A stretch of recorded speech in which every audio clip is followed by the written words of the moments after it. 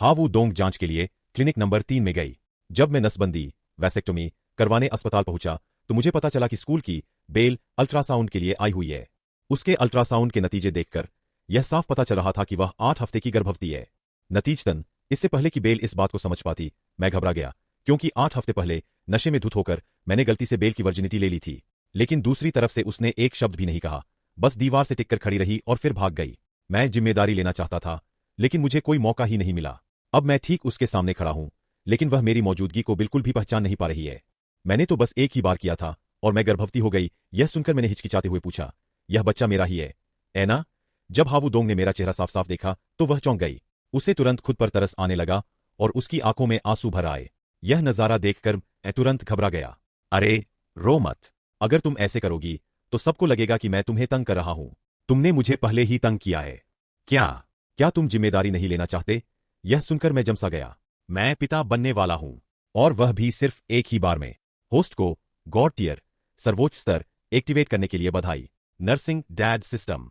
अब किसी और शक की जरूरत नहीं है। तुम्हारे सामने जो बच्चा है वह तुम्हारी सबसे बेहतरीन रचना है।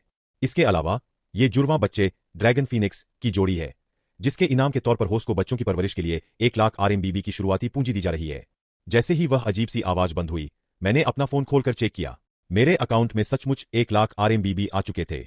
इसके तुरंत बाद प्रेगनेंसी से जुड़ा दुनिया का सबसे पूरा ज्ञान अचानक मेरे दिमाग में कौंध गया, और साथ ही एक अनदेखी शक्ति का स्रोत भी मेरे शरीर में समा गया।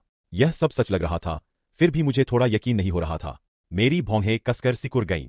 हावुओंग ने जब देखा कि मैं काफी देर से चुप हूं, तो उसे लगा कि मुझे उसकी बात पर यकीन नहीं हो रहा है। तब उसने हिचकियों के बीच कहा, क्या तुम्हें यकीन नहीं हो रहा कि यह बच्चा तुम्हारा ही है? अगर तुम्हें यकीन नहीं है तो हम DNA टेस्ट करवा सकते हैं। हावुओंग की हिचकियों की आवाज सुनकर मैं अपनी सोच से बाहर आया और अपनी जेब से टिश्यू का एक पैकेट निकालकर उसे दिया। अरे, अब और मत रो, मुझे तुम पर पूरा यकीन है। एक सच्चा जेंटलमैन अपने कामों की जिम्मेदारी लेता है। मैं आखिर तक अपनी जिम्मेदारी जरूर निभाऊंगा। सिस्टम ने पहले ही कह दिया है कि यह मेरा ही खून-मांस है, और उसने तो ड्रैगन फीनिक्स जुड़वां बच्चों की भविष्यवाणी भी कर दी है, इसलिए मुझे इस पर पूरा यकीन है। बिल्कुल। फिर मैंने हावुओंग की तरफ देखा, जो उस समय काफी कमजोर और प्यारी लग रही थी, और मैंने बड़े प्यार से उससे कहा, हावुओंग, मैं पूरी जिम्मेदारी लूंगा। क्या तुम इस बच्चे को जन्म देने के लिए राजी हो? यह सुनकर हावू दोंग ने अपने हाथ जोड़े, अपने रेशमी बालों को संवारा और फुसफुसाते हुए कहा, तुम जिम्मेदारी कैसे उठाने का सोच रहे हो? हमारी अभी ग्रेजुएशन भी नहीं हुई है, हमारे पास नौकरी नहीं है, और नहीं कमाई का कोई पक्का जरिया है। अरे, चिंता मत करो मेरी प्यारी, मैंने अब कुछ पैसे बचा लिए हैं। आगे चलकर मैं और पैसे कमाने के लिए खूब मेहनत करूंगा ताकि तुम्हें और बच्चे को एक खुशहाल घर दे सकूं। मेरी आवाज में बहुत दृढ़ता थी, क्योंकि मुझे डर था कि कहीं हावू दोंग मना न कर दे। मेरी इतनी बातें सुनकर हावू दोंग अचानक खिलखिलाकर हंस पड़ी। ठीक है, तुमने कह दिया तो फिर मैं बच्चे को जन्म दूंगी। हालांकि हावू दोंग के मुंह से थोड़ी बहुत खुद पर तरस खाने वाली बातें निकलीं, लेकिन उसका दिल अंदर से किसी त्योहार की तरह खुश था। असल में वह अपने पहले साल से ही मुझे पसंद करती थी। मैं न सिर्फ दिखने में हैंडसम हूं, बल्कि मेरी काबिलियत भी जबरदस्त है। वरना वह अपनी रूममेट के कहने पर पहली बार शराब पीने के लिए बाहर नहीं जाती। इतनी ज्यादा शराब पीने की वजह से वह मेरे ही बाहों में गिर पड़ी। उसके बाद मैं हावू दोंग को लंच कराने ले गया।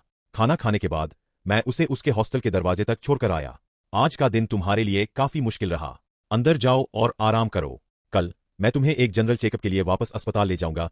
हावू दोंग तुरंत मान गई और उसके चेहरे पर खुशी की एक झलक दिखाई दी।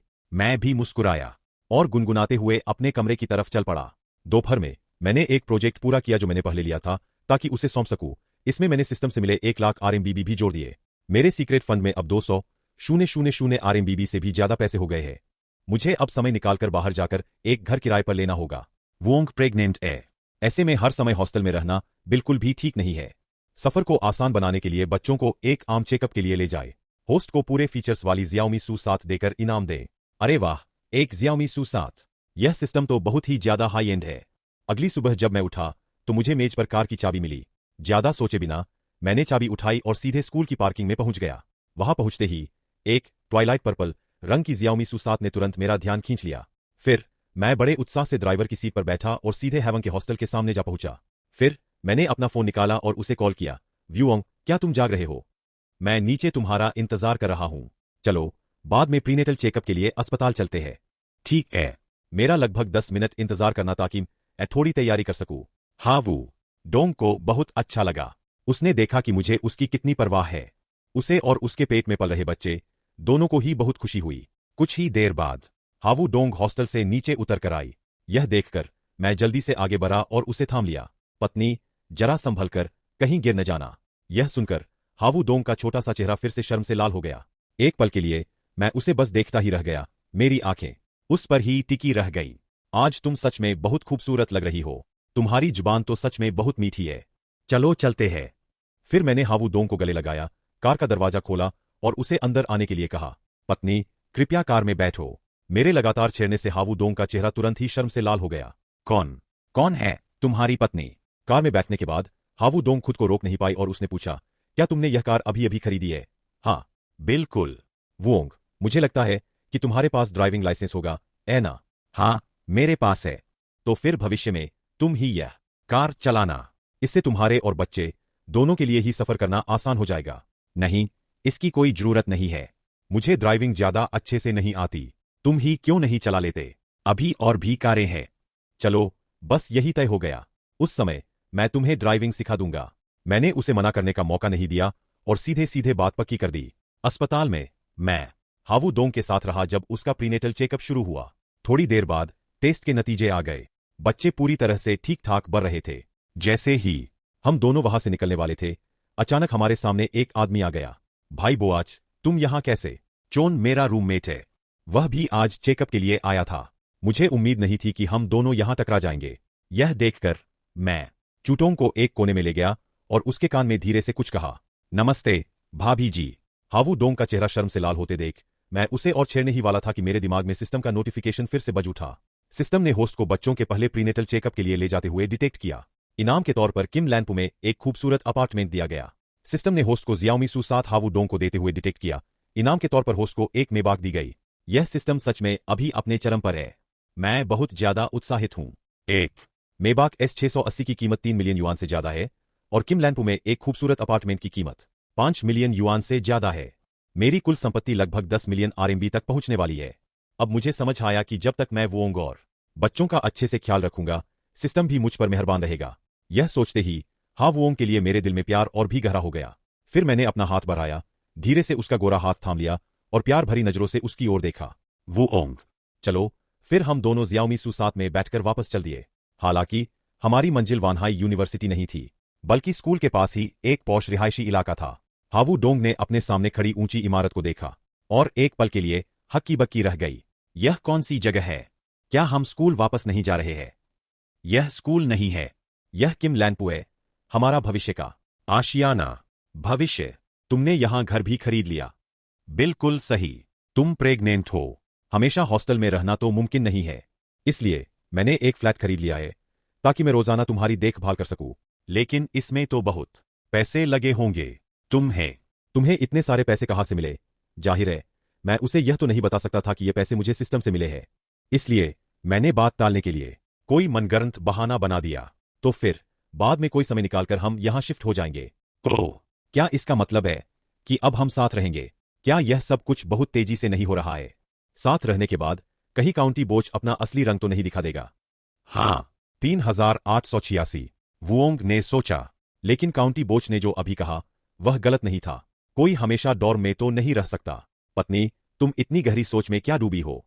कौन? तुम्हारी पत्नी कौन है? अभी तो नहीं। ठीक है, पत्नी होने के नाते थोड़ा नरमी बरतो। मुझे अपनी गलती का एहसास है। प्यारी पत्नी, अगली बार मैं ऐसी हिम्मत नहीं करूंगा। चलो घर देखने चलते हैं। हावू डोंग ने थोड़ा मुंह फुलाया और आखिरकार बात जाने दी, लेकिन उसे लगातार लग रहा था कि कुछ तो गड़बड़ है। बहुत जल्द ही हम पेंट हाउस पहुंच गए। यह एक हाई एंड अपार्टमेंट था जिसका इस्तेमाल करने लायक एरिया 200 वर्ग मीटर तक था। इसे आधुनिक और सादे मिनिमलिस्ट स्टाइल में सजाया गया था, जिसमें 5 बेडरूम और 2 लिविंग रूम थे। फर्नीचर भी पूरी तरह से मौजूद था। हावू डोंग विशाल बालकनी में बाहर निकली। जून की हवा उस युवा लड़की के चेहरे को धीरे से छूकर गुजरी, जिससे वह दृश्य बेहद सुखद और रोमांटिक हो गया। यह देखकर मैं खुद को रोक नहीं पाया और आगे बढ़ा। अपनी बाहें फैलाईं और धीरे से हावू डोंग को अपनी बाहों में भर लिया। हावू डोंग चौंक गई, लेकिन उसने बिल्कुल भी विरोध नहीं किया। हावू डोंग का खूबसूरत चेहरा एक बार फिर शर्म से लाल हो गया।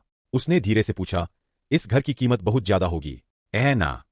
हाँ, 5 मिलियन RMB से भी ज्यादा। मैंने हावू डोंग को गले लगाया और उसकी हल्की खुशबू को सांसों में भरा। हावू डोंग धीरे धीरे अपना सिर मेरे सीने में छिपा लिया। पतिदेव, मुझे बच्चा पैदा करने की इजाजत देने के लिए आपका शुक्रिया। मुझे एक घर देने के लिए आपका शुक्रिया। मैं इस परिवार की रक्षा के लिए अपनी पूरी कोशिश करूंगी। मैंने हावू दोंग की ओर देखा, जिसकी आंखों में आंसू छलक आए थे।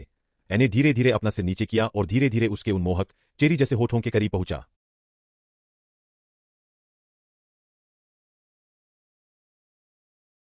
हावू दोंग पल भर के लिए घबरा गई। उसके हाथ ने हल्के से अपना फोन कसकर पकड़ लिया। हावू दोंग ने तुरंत खुद को संभाला और धीरे से मुझे पीछे धकेल दिया। पता चला कि उसकी मां का फोन आ रहा था। हेलो डोंग डोंग, आजकल तुम किस चीज में व्यस्त हो? ओह कुछ नहीं मां, मैं बस बाहर कुछ काम निपटा रही हूं। क्या कोई तुम्हें परेशान कर रहा है? नहीं मां, ऐसा कैसे हो सकता है? हावू दोंग के घबराए हुए चेहरे को देखकर मैं अपनी हंसी रोक नहीं पाया और जोर से हंस पड़ा। फोन पर बात करते हुए हावू दोंग ने मुझे घूरा, फिर अपना सुंदर हाथ बढ़ाया और सीधे मेरी कमर की तरफ मुझे चिकोटी काटने के लिए निशाना लगाया। डोंग डोंग, क्या तुम्हारा कोई बॉयफ्रेंड है? नहीं, मेरा कोई नहीं है। तुम अब यूनिवर्सिटी में हो, यह प्यार में पड़ने का समय है। मेरी बच्ची। डोंग डोंग, अगर तुम्हारे पास समय हो तो उसे यहां ले आना ताकि मैं उसे देख सकूं। हाँ ठीक है। अच्छा तो फिर मां अब तुम दोनों को परेशान नहीं करेंगी। जैसे ही मां ने फोन रखा, हावू दोंग ने मुझे ऐसी नजर से देखा जैसे कोई गोली चला रहा हो। यह सब तुम्हारी गलती है। मेरी मां को पता चल गया, उन्हें देर सवेर पता चल ही जाता। मैं अपनी सांस से अपनी टांगें तुड़वाने के लिए मानसिक रूप से तैयार हूं। तो क्या तुम अगले हफ्ते मेरे साथ वापस चलोगी? हावू दोंग के दोनों हाथ कसकर आपस में गुंथे हुए थे। मुझे निश्चित रूप से वापस जाना होगा।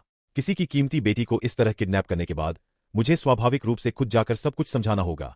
कल चलो यहां शिफ्ट होने की तैयारी करते हैं। हावू दोंग ने प्यारी सी मुस्कान दी। हाँ, उसके बाद हम दोनों लंच के लिए जाने की तैयारी करने लगे। फिर मैंने कार की चाबी निकाली, S680 को अनलॉक किया और कार स्टार्ट की। तो यह कार तुम्हारी है? हावू डोंग का मुंह थोड़ा खुला रह गया और उसकी बड़ी बड़ी बादाम जैसी आंखें झपकने लगीं। मैं ड्राइवर की सीट पर बैठा और सीधे शॉपिंग मॉल की तरफ गाड़ी चला दी। क्योंकि हावू डोंग को मछली खाना बहुत पसंद है, इसलिए हम दोनों मॉल में एक ग्रिल्ड फिश की दुकान में चले गए। लंच खत्म करने के बाद हावू डोंग को इतनी जोर से नींद आने लगी कि उसकी आंखें बंद होने लगीं। मैं उसे वापस स्कूल के हॉस्टल ले गया और फिर उस डॉग हाउस कमरे में लौट आया जहां मैं यूनिवर्सिटी के 3 साल से ज्यादा समय से रह रहा था। जैसे ही मैंने दरवाजे से अंदर कदम रखा, मैंने देखा कि मेरे साथी मुझे ऐसे घूर रहे थे जैसे बाघ अपने शिकार को घूरते हैं। चुआन को यह जानकर गुस्सा आने का नाटक करते हुए देखकर कि मैंने घंटी बेल चुरा लिए, उसने मेरी तरफ उंगली उठाई। मैं तुरंत ही मामला समझ गया। भाइयों, आज का खर्च मेरी तरफ से है।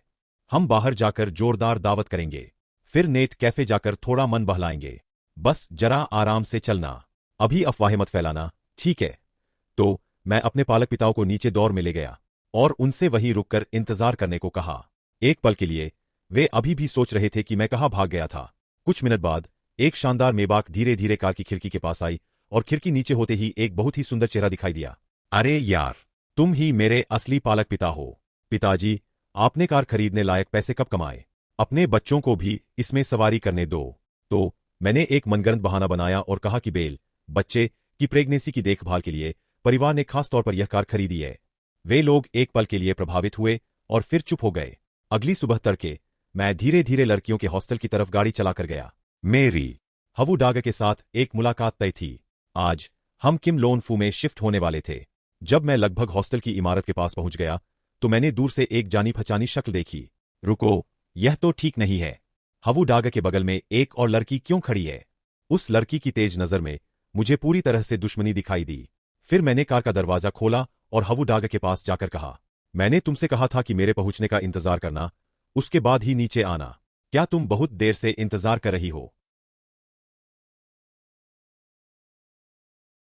ओह हाँ, हम अभी अभी नीचे आए हैं। कोई बड़ी बात नहीं है।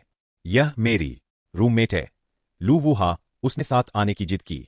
असल में मैंने एक विनम्र अभिवादन करने की सोची थी, लेकिन उस लड़की ने तुरंत ही मुझसे आक्रामक तरीके से पूछताछ शुरू कर दी। क्या तुम ही वह हो जिसने मेरी डोंग को मुझसे छीन लिया? हाँ बिल्कुल। भविष्य में डोंग की देखभाल की जिम्मेदारी मुझ पर छोड़ देना। अगर तुम डोंग को पाना चाहती हो तो तुम्हें मेरी लाश पर से गुजरना होगा। लू वू हा ने यह कहा और फिर डोंग का सूटकेस खींचा और सीधे कार की तरफ चल दी। मुझे समझ नहीं आ रहा था कि हंसू या रो। मैंने हावू डोंग का हाथ पकड़ा और उसके पीछे पीछे चलने लगा। पलक झपकते ही हम किम लंग फू पहुंच गए। कार पार्क करने और सारा सामान घर के अंदर रखने के बाद सिस्टम ने मुझे सूचित किया, होस्ट को बधाई।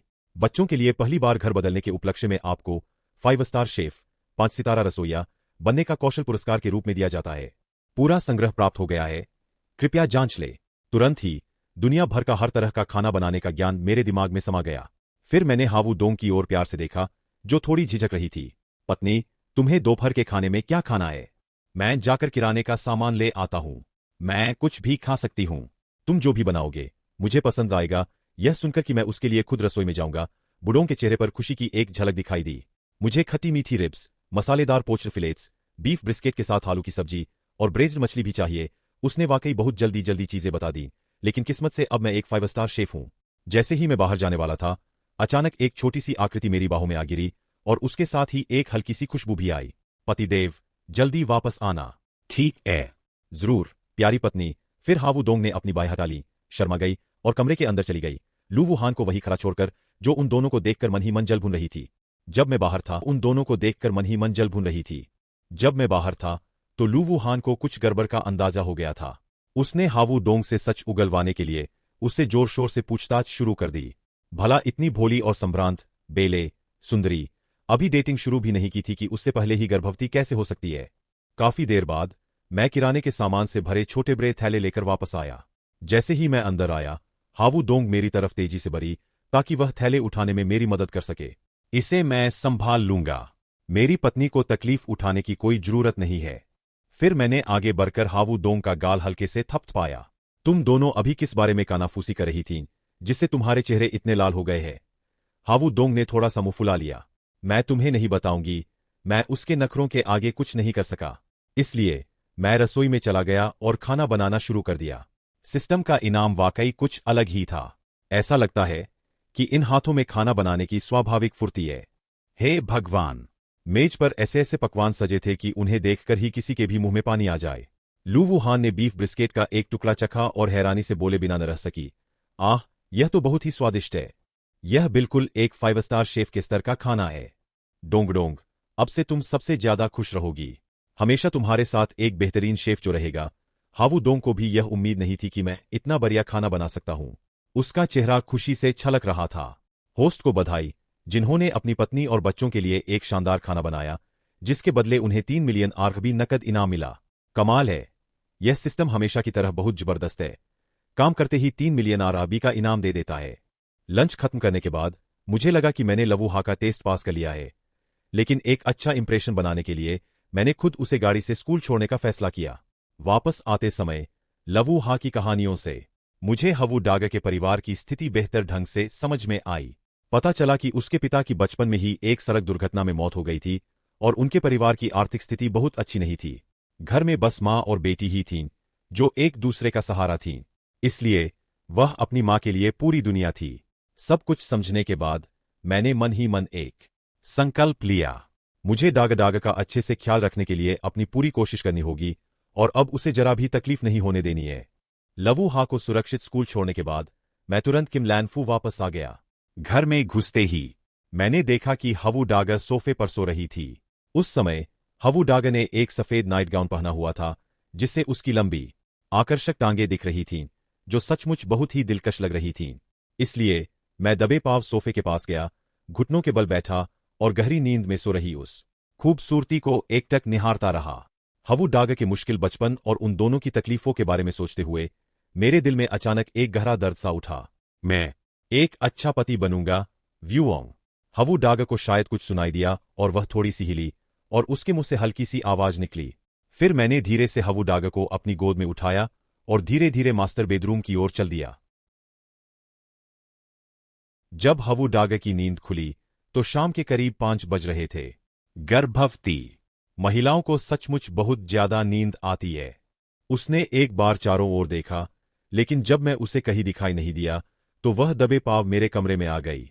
मुझे कंप्यूटर पर काम करते हुए देखकर उसने अचानक मेरे पीछे से अपना सिर बाहर निकाला, जिससे मैं एकदम से चौंक गया। फिर हावू डोंग ने अपने हाथ फैलाए और नखरे करने लगी। पतिदेव, पापा। यह सुनकर मैंने धीरे से हावू डोंग को अपनी बाहों में भर लिया। उसके शरीर से एक बहुत ही खास, पवित्र खुशबू आ रही थी, जो बिल्कुल भी तेज नहीं थी, बल्कि किसी घाटी के शांत माहौल की तरह हल्की और देर तक ठहरने वाली थी। मुझे पता ही नहीं चला कि कब मैंने धीरे से अपनी आंखें बंद कर ली। मेरे होंठ धीरे धीरे एक मीठी और कोमल जगह की ओर बढ़ने लगे और फिर मैं उस चुंबन में पूरी तरह खो गया। पतिदेव, यह सब कितना परेशान करने वाला है। हावू दोंग ने मुझे हल्का सा पीछे धकेला, लेकिन मैंने उसे कसकर पकड़ लिया। कोई और चारा न होने के कारण उसे मेरी बात माननी ही पड़ी। एक बेहद जोशीली और प्यार भरी दोपहर बिताने के बाद शाम को मैंने हावू दोंग को भविष्य के लिए कुछ जरूरी चीजें खरीदने के लिए शॉपिंग पर ले जाने का फैसला किया। जैसे ही हम शॉपिंग मॉल में दाखिल हुए, मैंने हावू दोंग का हाथ थामा और आगे बढ़ गया। जल्द ही हम एक ऐसी दुकान पर पहुंचे जो खास तौर पर मैटरनिटी कपड़ों, गर्भावस्था के कपड़ों के लिए जानी जाती थी। हावू दोंग हैरान रह गई। उसे समझ ही नहीं आ रहा था कि हम ये चीजें क्यों खरीद रहे हैं। मैंने उसे छेड़ा। मुझे बस इस बात का डर है कि कहीं बाद में तुम्हारे छोटे सफेद खरगोशों को रहने के लिए जगह ही न मिले। ऐसा कहते हुए मेरी नजरें लालच भरी निगाहों से उसके सीने पर टिकी हुई थीं। हावू डोंग को आखिरकार बात समझ में आ गई। उसका चेहरा एक पके हुए गाक फल की तरह सुर्ख लाल हो गया। फिर उसने सीधे मेरे पेट पर निशाना साधा और मुझे जोर से एक चुटकी काट ली। अरे पत्नी, मुझे तो बस इस बात की चिंता है कि कहीं बाद में दूध की गुणवत्ता पर कोई बुरा असर न पड़ जाए। गर्भावस्था के 3 महीने पूरे होने के बाद तुम्हारा सीना और भी बड़ा होने लगेगा। हम्फ, अपनी मीठी मीठी बातों से मुझे बहकाना बंद करो। हावू दोंग का चेहरा और भी ज्यादा लाल हो गया। हालांकि गर्भावस्था के बारे में जो जानकारी मैंने अभी अभी दी थी वह पूरी तरह से सही थी, लेकिन मेरे मुंह से निकलने पर वह थोड़ी अजीब और मजाकिया लग रही थी। तुम्हें यह सब कुछ कैसे पता है? वह थोड़ी हैरान थी। उसे समझ नहीं आ रहा था कि मुझे इतनी सारी बातें कैसे मालूम है। हालांकि उसका हाथ अभी भी मेरी कमर पर चुटकी काट रहा था, लेकिन मन ही मन वह बहुत खुश थी। यह सुनकर मैं मुस्कुराया और बोला, पत्नी, तुम्हारे और हमारे बच्चों के लिए मैंने अपनी पढ़ाई तैयारी बहुत अच्छे से की है। अब तुम्हें मुझे इसका सही इनाम देना होगा। हावू दोंग ने खुशी से अपनी खूबसूरत आंखें झपकाईं और एक प्यारी सी आवाज निकाली, जरा अपना सिर नीचे करो, मुझे तुमसे कुछ कहना है। ऐसी कौन सी बात है जिसके लिए इतनी सावधानी बरतनी पड़ रही है? यह सुनकर मैंने आज्ञाकारी बच्चे की तरह अपना सिर नीचे झुका लिया। तभी वह अपने पंजों के बल खड़ी हुई और मेरे गाल पर एक प्यारी सी चुप्पी किस देकर चली गई, जिसकी निशानी मेरे गाल पर रह गई। उस अचानक मिली गर्माहट को महसूस करने के बाद मैं पलटवार करने ही वाला था, लेकिन हावू दोंग